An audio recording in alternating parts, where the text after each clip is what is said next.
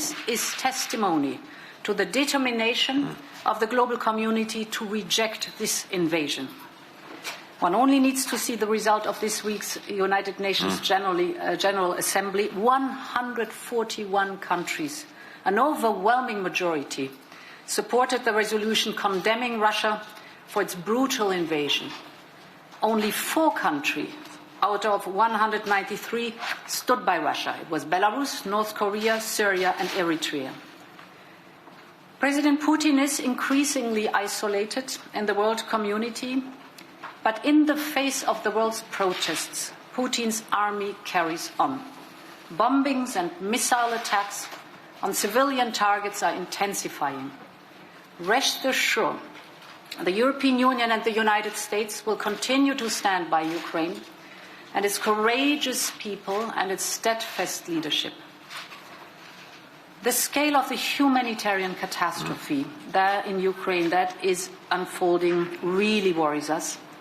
Europe is seeing destruction and displacement on a scale not seen since the darkest days of the last century.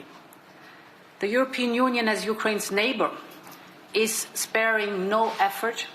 We're providing 500 million euros of humanitarian aid immediately, and more will come. We're working fast to establish civil protection hubs in Poland, in Slovakia and in Romania. And we are also doing everything we can with international organizations and NGOs to set up humanitarian corridors that stretch inside Ukraine. Desperately needed humanitarian aid must be able to reach all parts of Ukraine, and civilians must be allowed to escape cities under siege. Finally, the European Union has triggered, for the first time ever, the so-called Temporary Protection Directive. What is it?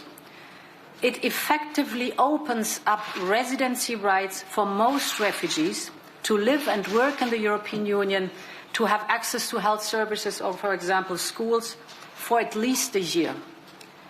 We know that this conflict is far from over.